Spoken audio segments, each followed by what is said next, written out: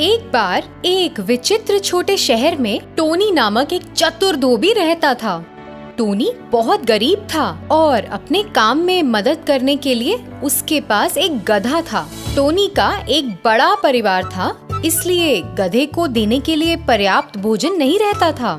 समय के साथ गधा बहुत पतला और कमजोर हो गया था।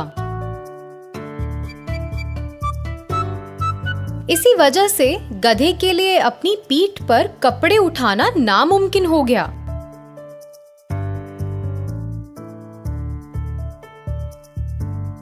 एक दिन टोनी गांव में कुछ साफ कपड़े रखकर जंगल से गुजर रहा था। बहुत गर्मी थी और टोनी पूरे दिन कपड़ों का भार उठाकर थक गया था। उसका गधा अब किसी काम के लायक नहीं था और टोनी को पता नहीं था कि क्या करना चाहिए।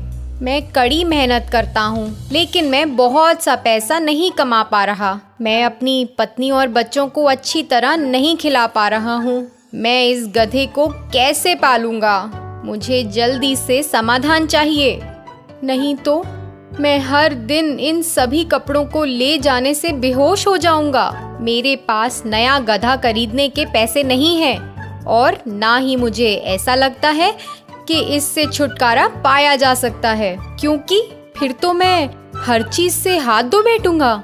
जैसा कि टोनी ने सोचा था, आगे उसने जमीन पर कुछ बिछा हुआ देखा। जैसे ही टोनी करीब आया, उसने देखा कि वह तो एक बड़े बाघ की खाल है। तुरंत टोनी को एक विचार आया। यह वही था जिसकी उसे जरूरत थी। मैं अपने गधे के लिए इसका इस्तेमाल कर सकता हूँ। मुझे पता है कि मुझे क्या करना है। मैं गधे को इस खाल में ढक दूंगा और उसे पास के खेत में ले जाऊंगा और इसी तरह मेरा गधा कुछ खा पाएगा और स्वस्थ हो सकता है।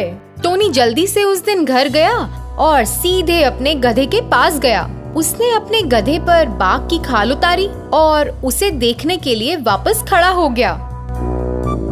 वो लगभग एक असली बाघ की तरह ही लग रहा था। टोनी बहुत खुश था कि वह इतनी शानदार योजना के साथ आया और अगले दिन का इंतजार नहीं कर सका।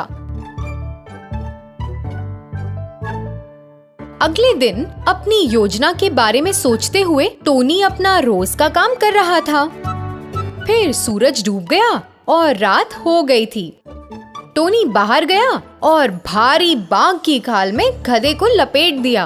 अब जाओ, तब तक खाओ जब तक तुम्हारा खूब पेट ना भर जाए। और देखो, मुझे निराश मत करना। यह तुम्हारे जीवित रहने का एकमात्र मौका है। टोनी गधे को ग्रामीणों के खेत में ले गया और उसे रात में फसलें खाने के लिए छोड़ दिया।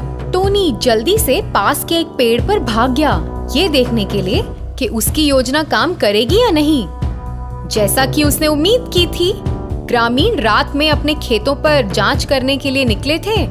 जब उन्होंने बाघ की खाल देखी तो वह बहुत डर गए और ये मानते हुए कि वो एक असली बाघ है, अपने घरों के अंदर वापस भाग गए। उस दिन से टोनी गधे को बाघ की खाल में ढक देता और उसे ग्रामीणों के खेतों में चरने देता था। रात में गधे ने खेतों में अपने पूरे भोजन का आनंद लिया और सुबह तक वह वापस टोनी के पास लौट आया। गधा और टोनी दोनों इस बात से खुश थे और यह कई महीनों तक चला। बहुत जल्द गधा मोटा और मजबूत हो गया और टोनी बेहद प्रसन्न हुआ। एक दिन टोनी ने गधे को किसान के खेत में छोड़ दिया और घर लौट रहा था। इस बीच गधा बाघ की खाल में अपने दैनिक भोजन का आनंद ले रहा था। अचानक गधे ने एक और गधे की जोरदार तेज आवाज सुनी। गधे ने चारों ओर देखा, लेकिन उसे कोई गधा नहीं दिखा। फिर से दूसरे गधे ने जोर से शोर मचाया और उसकी आवाज एक मादा गधे की तरह लग रही थी।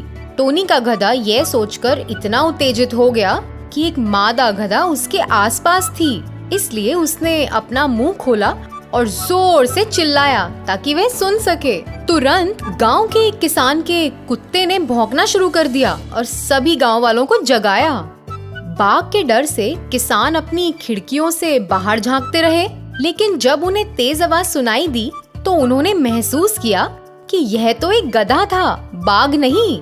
उन्होंने यह भी महसूस किया कि यह उस धोबी की एक चाल थी। गधे को डराने के लिए लाठी और डंडों के साथ सभी गांव वाले चिल्लाते हुए खेतों में भाग गए। इस बीच घर जाते हुए टोनी ने इस हंगामे की आवाज सुनी और अपना गधा खोने के डर से खेतों की ओर वापस चला गया। उसने गांव वालों को खेतों की ओर भागते हुए देखा और तुरंत जान गया कि उसकी चाल का पता चल गया है, लेकिन बहुत देर हो चुकी थी। वह अपने गधे को नहीं बचा सका, इसलिए वो चुपचाप वहीं खड़ा रहा, जबकि गांव वालों ने गधे का पीछा किया और उसे अच्छा सबक सिखाया। टोनी ने हमेशा अपने किए पर पछतावा किया।